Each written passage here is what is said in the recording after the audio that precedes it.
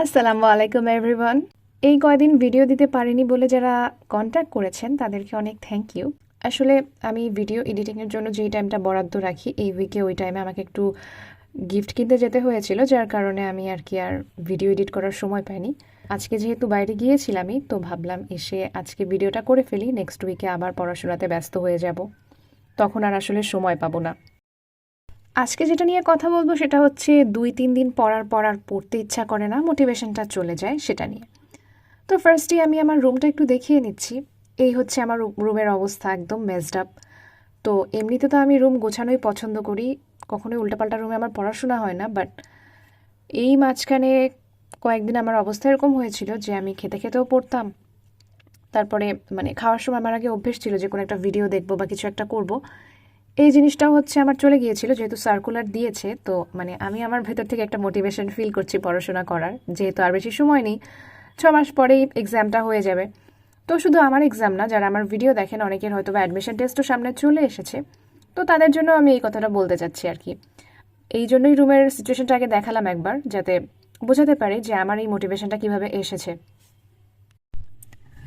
যারা এপ্রিল তো না, যারা মে মাস থেকে আমার ভিডিও দেখেন ফার্স্ট থেকে, তারা জানেন যে অক্টোবরে আমি একবার সিক হয়েছিলাম, আর এরপরে আমি কোচিং থেকে একটু পিছিয়ে গিয়েছিলাম।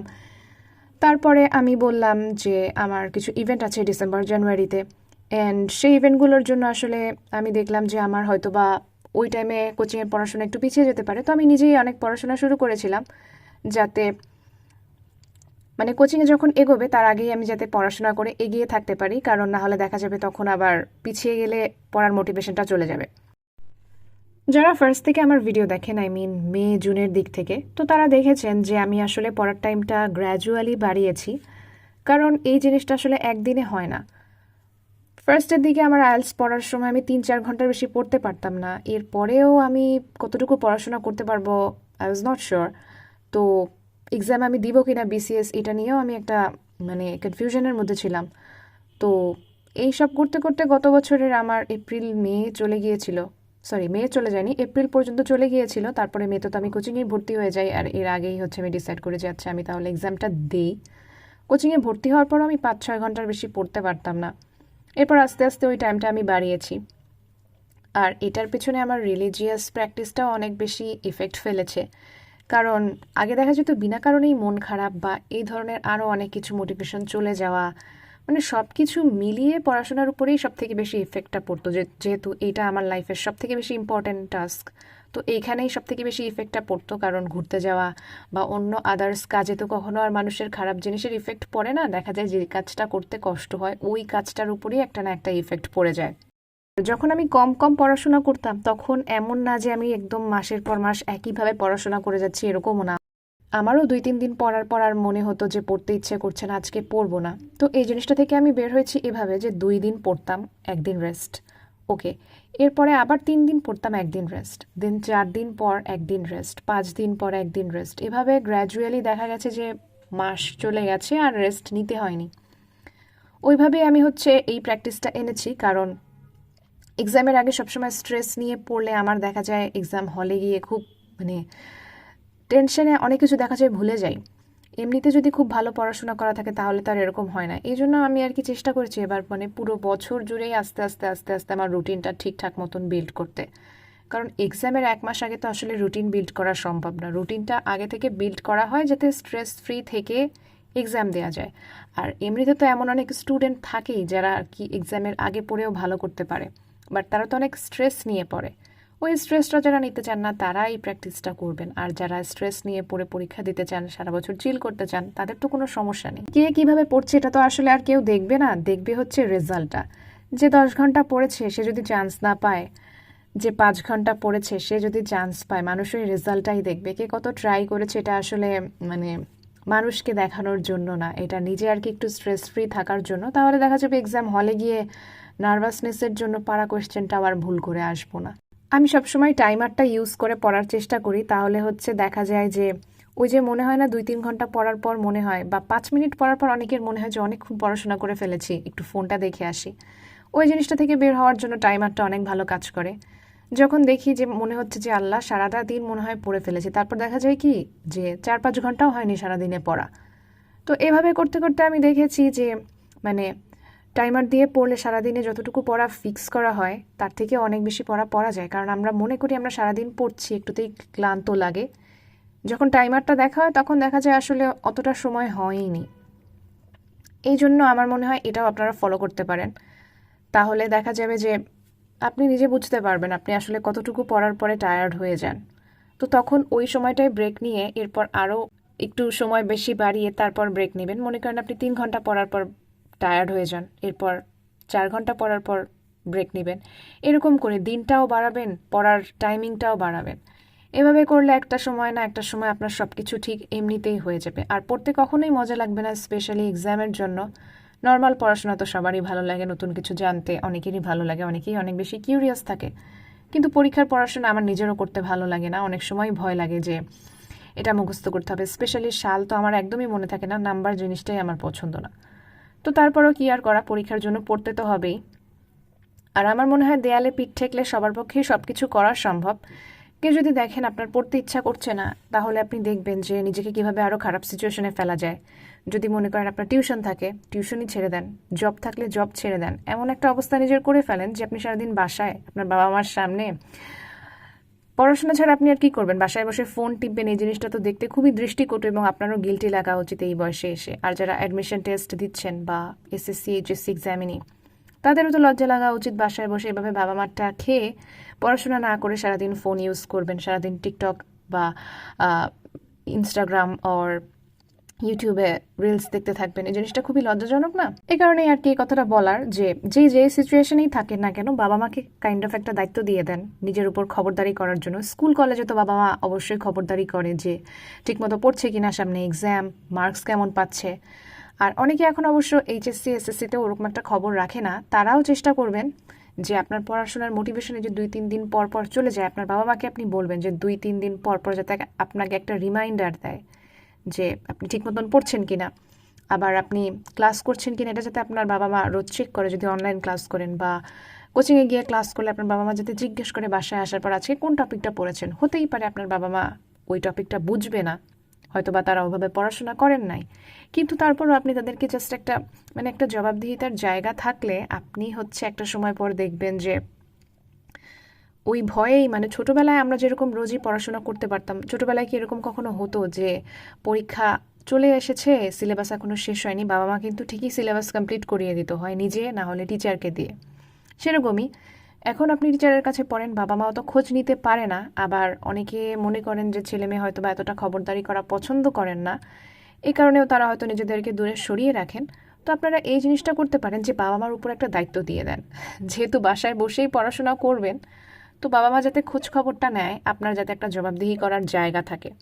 তাহলে দেখা যাবে যে এই বাবা মাকে কি জবাব দেব, এই জিনিসটা ভাবতে ভাবতেই পড়াশোনাটা হবে। এখন একটু পড়াশোনার কথায় আসি। যারা আমাকে বাংলাদেশ বিষয়াবলী নিয়ে বারবার প্রশ্ন করেন, আসলে এটা নিয়ে আমি একটা ভিডিও করতে চেয়েছিলাম, কিন্তু ভিডিওটা করা হয়নি কারণ কোচিংয়ে আসলে পুরো সাবজেক্টটা শেষ করে দেয়নি।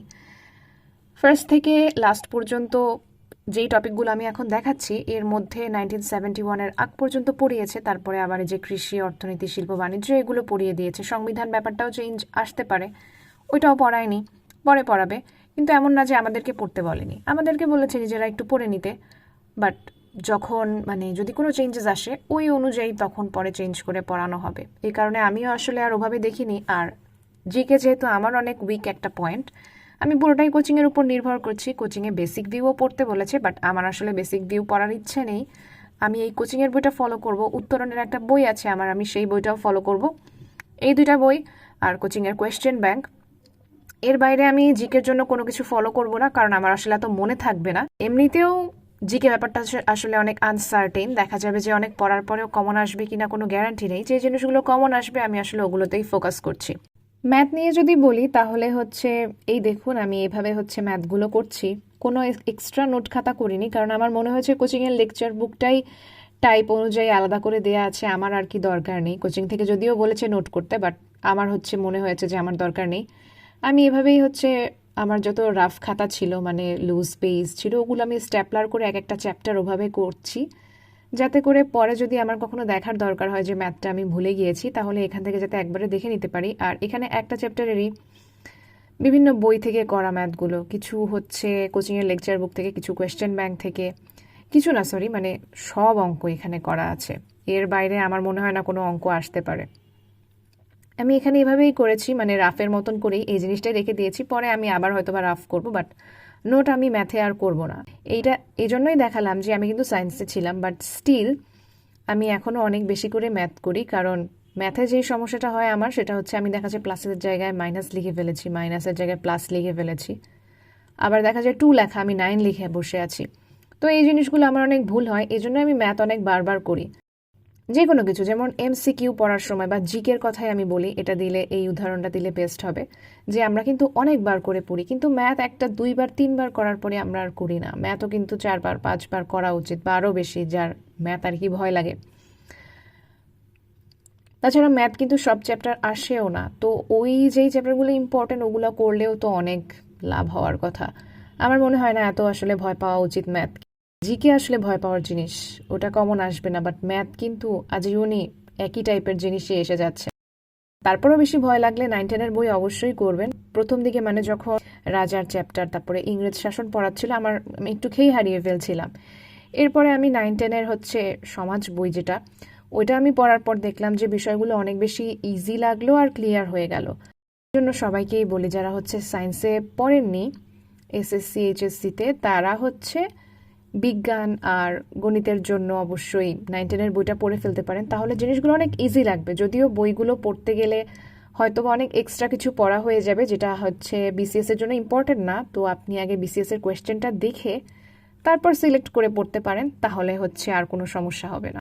এই উত্তরণের কোয়েশ্চেন ব্যাংকটা আমার অনেক বেশি ভালো লাগছে। এখানে না আসলে প্রত্যেকটা কোয়েশ্চেনের নিচে কোন টপিক থেকে এই কোয়েশ্চেনটা এসেছে এটা লেখা। আমার এর আগে আরেকটা কোয়েশ্চেন ব্যাংক ছিল প্রিসেপ্টরসের, ওটা থেকে আমি পড়েছিলাম প্রিভিয়াস ইয়ারের কোয়েশ্চেনগুলো সব, কিন্তু এখন এখান থেকে আমি আবার রিভিশন করছি, যে যেহেতু সব কোয়েশ্চেনের নিচে লেখা যে কোন টপিক থেকে এসেছে, তো ওই টপিকটা দেখার পর আমি ওই কোয়েশ্চেন রিলেটেড চ্যাপ্টারটা হচ্ছে আমি একবার রিভাইজ করে আসি। এভাবে করে হচ্ছে আমার অনেক বেশি মানে ইম্পর্টেন্ট যে জিনিসগুলো আছে বিসিএস এর জন্য ওগুলো রিভাইজ করতে অনেক বেশি ইজি হচ্ছে, কারণ কোশ্চেন দেখলে অনেক সময় আসলে বোঝা যায় না যেটা কোন চ্যাপ্টার থেকে এসেছে, স্পেশালি যারা ফার্স্টের দিকে পড়ে। আমি যখন ফার্স্টের দিকে পড়া শুরু করেছি তখন আমি বুঝতামই না, স্পেশালি জিকের ক্ষেত্রে, যে এটা কোন চ্যাপ্টার থেকে এসেছে। আসলে সেই ক্ষেত্রে আমার মনে হয় এই উত্তরণের আসলে প্লেলিস্ট সেটটা আমার খুবই হেল্পফুল হয়েছে। কোচিংয়ে না পড়লে আসলে আরও অনেক বেশি হেল্পফুল হতো, কারণ কোচিংয়ে তো অনেক কিছু আমাকে বলেই দিয়েছে, যার কারণে বইটা আমার লাগেনি। এটাই আর কি বলার। আর যারা বারবার আমাকে কোয়েশ্চেন করেন যে বিসিএস এর জন্য কোন কোচিং ভালো হবে, তাদেরকে একটাই কথা বলবো যে কেউই তো বেশি কোচিংয়ে পড়েনি, তো মানুষ তুলনাটা আসলে কিভাবে কিসের উপর ভিত্তি করে করে এটাই আমি বুঝি না। মনে করেন আপনি যাকে জিজ্ঞেস করেছেন সে যে টাইপের স্টুডেন্ট, আপনি হয়তো বা ওই টাইপের স্টুডেন্ট না, বা সে যেই রকম টিচারের কাছে পড়া বোঝে আপনি হয়তো বা ওরকম বোঝেন না। তো এই জিনিসটা আসলে পার্সন টু পার্সন ভ্যারি করে। যেমন অনেকে আমাকে জিজ্ঞেস করেন, তো আমার কাছে তো পিটুয়েই বেস্ট, কারণ আমি এখানেই পড়ি, আমি তো অন্য আর কোনো কোচিংয়ে পড়িনি, তো আমি আসলে কিভাবে কিসের উপর ভিত্তি করে আমি তুলনাটা করব। যদি আরেকটা কোচিংয়ে পড়তাম তাহলে হয়তো বা বলতে পারতাম, তাও বলতে পারতাম এই দুটোর মধ্যে কোনটা ভালো, সব থেকে বেস্ট কোনটা, এটা তো আসলে আমার পক্ষেও বলা সম্ভব না। আর আমি যদি বলেও ফেলি ওটা আপনার ক্ষেত্রে কাজে লাগবে কিনা এটাও তো আমি শিওর না, কারণ আমি যেরকম পড়া বুঝি আপনি তো আবার সেরকম বুঝবেন না, বা আপনি যেরকম বুঝতে পারেন আমি কি সেরকম বুঝবো। এই জিনিসগুলো আসলে কোচিং সিলেক্ট করার আগে মাথায় রাখা উচিত। অনেকে বলে যে ঢাকায় এসে পড়বো কিনা।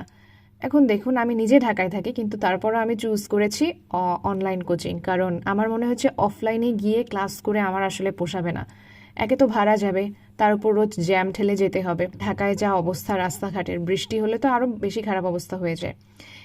অ্যাডমিশনের কোচিংয়ের এক্সপিরিয়েন্স আমার খুব একটা ভালো না ওই সময়ে, মানে কোচিং ভালো ছিল বাট আসলে এভাবে গিয়ে ওভাবে মনোযোগ ধরে রেখে ক্লাস করে হয় না, আর তাদের পক্ষেও তো আসলে সম্ভব না এতগুলো স্টুডেন্টকে হ্যান্ডেল করা।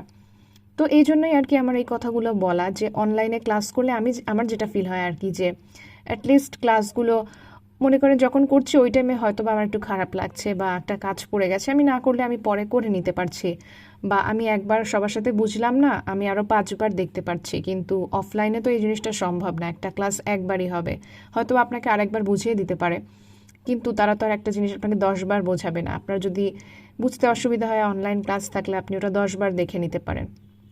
বাট মডেল টেস্টগুলো হয়তো বা আপনি একটা অফলাইন কোচিংয়ে দিতে পারেন আপনার র্যাঙ্ক কত হয় এটা জানার জন্য। বাট এগুলো নিয়ে আমি আসলে আপাতত ভাবছি না, কারণ পড়াই তো শেষ হয়নি। তো আজকের ভিডিওটা এখানেই শেষ করছি। আল্লাহ হাফেজ।